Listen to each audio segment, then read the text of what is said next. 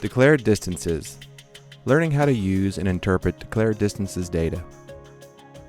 The runway required for takeoff and landing of a jet transport airplane is an important calculation that every pilot must complete before or during a flight. An important element in this calculation is the knowledge of the usable length of runway available for the takeoff and for the landing operation. Therefore, it is important that pilots be aware of the concept of declared distances as a means of reporting usable runway lengths for takeoff and landing. Here we see a flight crew briefing the runway available for takeoff at the McCollum-Cobb County Airport near Atlanta. The runway at McCollum is 6,311 feet in length. However, the crew refers to the FAA Airport Facility Directory to see if declared distances have been published for this runway. Looking at the declared distances for runway 27, the crew notices that the takeoff run and the takeoff distance available are both 6,311 feet. However, the accelerate stop distance available is only 5,374 feet, a difference of over 937 feet. The pilot appropriately alerts his first officer to this fact to ensure no computation errors are made. Awareness of declared distances is key to ensuring accurate arrival and departure calculations. Declared distances refer to the length of runway declared usable for takeoff and landing for the purpose of airplane performance calculations.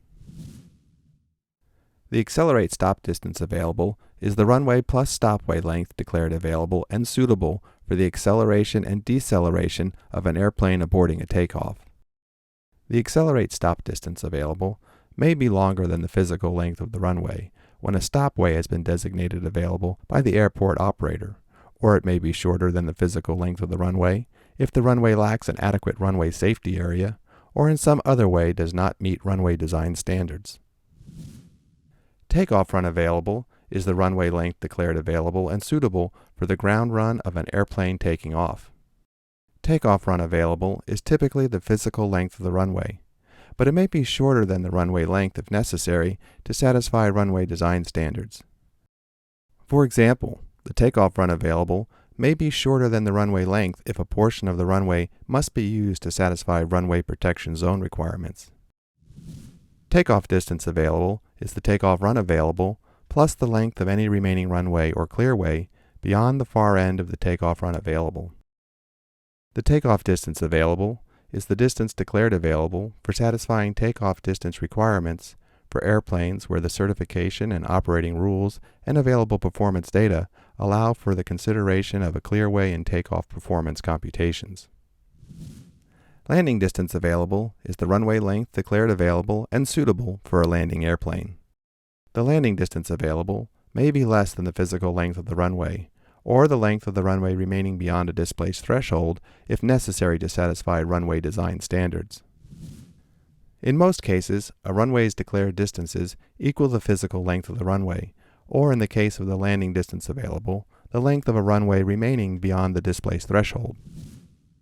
However, this is not always true with every runway.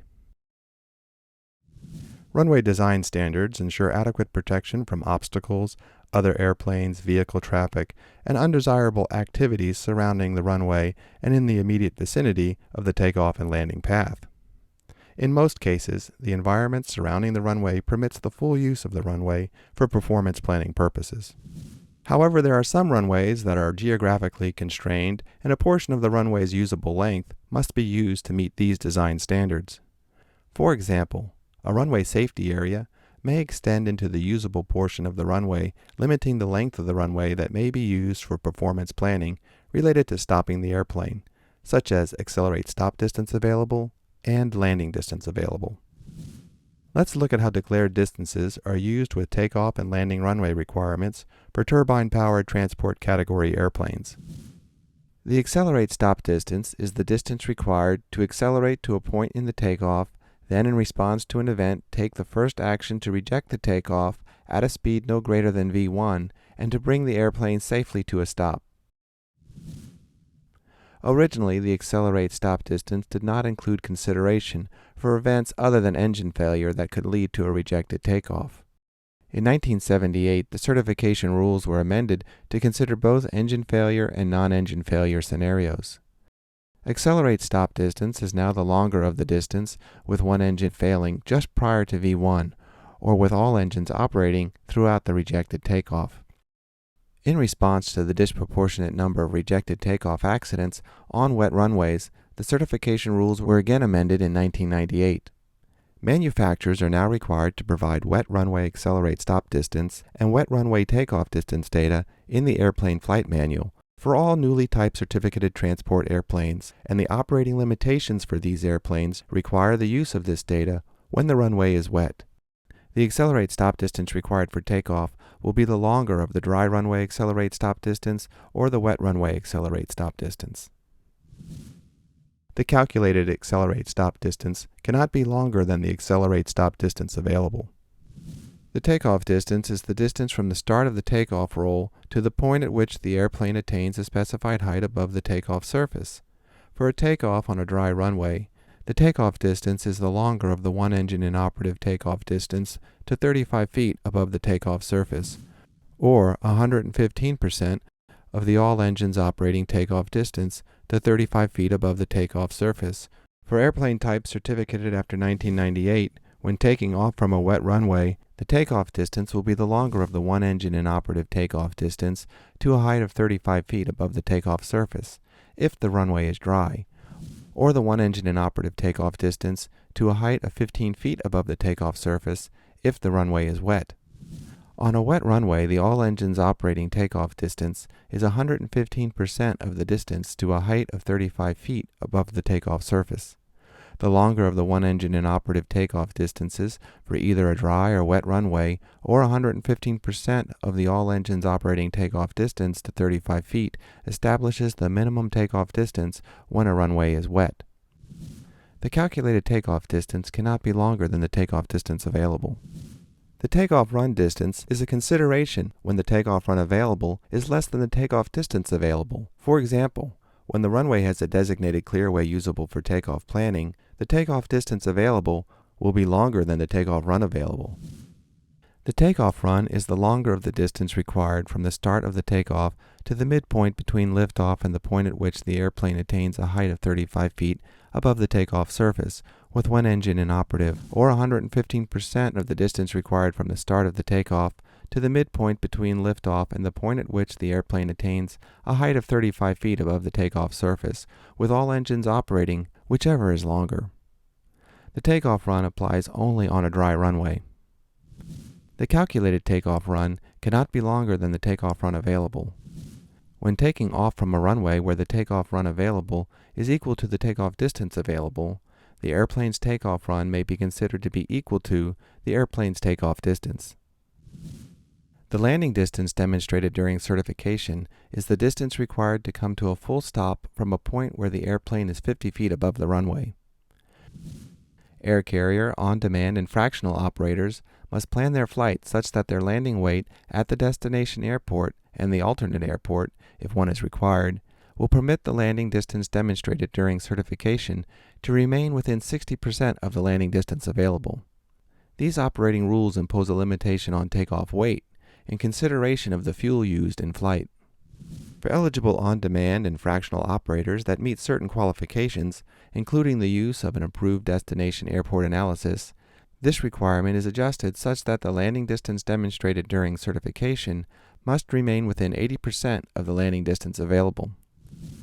FAA guidance recommends that as close as practical to the time of arrival, flight crews perform an assessment of the actual landing distance required based on the reported weather and runway conditions, and include an additional 15% safety margin. The minimum runway required resulting from this assessment must be less than the landing distance available. The airplane operating rules and/or airplane operating limitations establish minimum distance requirements as well as weight limitations for takeoff and landing, and are based on performance data supplied in the airplane flight manual. The minimum distances required for takeoff and landing, obtained either in planning prior to takeoff or in performance assessments conducted at the time of landing, must fall within the applicable declared distances before the pilot can accept that runway for takeoff or landing. Declared distances are published in the FAA Airport Facility Directory for runways where they have been established. In the not-too-distant future, All Part 139 certificated airports, which are those airports with scheduled air carrier operations, will have declared distances published. In some instances, an airport may shorten declared distances for a runway when it is necessary to meet runway design standards. This is the case with Cobb County McCollum Airport near Atlanta, Georgia. However, there are many runways that do not have declared distances published. For runways without published declared distances, these distances may be assumed to be equal to the physical length of the runway. If the runway has a displaced threshold, then the landing distance available is assumed to be the runway length less the amount of the threshold displacement. Pilots who use U.S. government instrument approach charts and airport diagrams may recognize the inverse D graphic symbol. This symbol is also used to inform operators that there are declared distances established for one or more runways for this airport. The pilot should consult the FAA Airport Facility Directory to obtain these distances. Temporary partial runway closures, such as this example from Lubbock, Texas, may include a notice to airmen reporting revised distances. Pilots must be aware that the runway lengths stored in the navigation database of the GPS or flight management system may not reflect the runway's declared distance. The runway length at McCollum-Cobb County is 6,311 feet, which is the same value stored in the navigation database. Flight management systems for many business aircraft incorporate performance calculation functions. These functions can compute the takeoff and landing distances required for conditions and have the capability of calculating the maximum allowable takeoff or landing weight for a particular runway. However, these calculations are based on the runway information stored in the database. The runway length stored in the navigation database may not reflect a runway's declared distances, or the length of a runway remaining beyond a displaced threshold available for landing. For those flight management systems that do provide takeoff and landing performance calculations, the results of these calculations may not reflect the true maximum allowable takeoff and landing weight for that runway based on conditions. For example, the flight management system for this airplane calculates a maximum allowable takeoff weight of 38,247 pounds for takeoff on runway 27 if the runway is wet. However, the runway analysis for runway 27 reports a maximum allowable takeoff weight of 35,656 pounds, a difference of over 2,500 pounds. If the crew relies on the flight management system to compute their required takeoff field length, which in this example is 6,273 feet, they may not be warned that this value has exceeded one of the runway's declared distances. The 6,273-foot takeoff field length required exceeds the runway's accelerate stop distance available of 5,374 feet. The flight management system will provide no warning message of this exceedance. As you can see from this view, the Cobb County McCollum Airport's runway 27 has a physical length of 6,311 feet.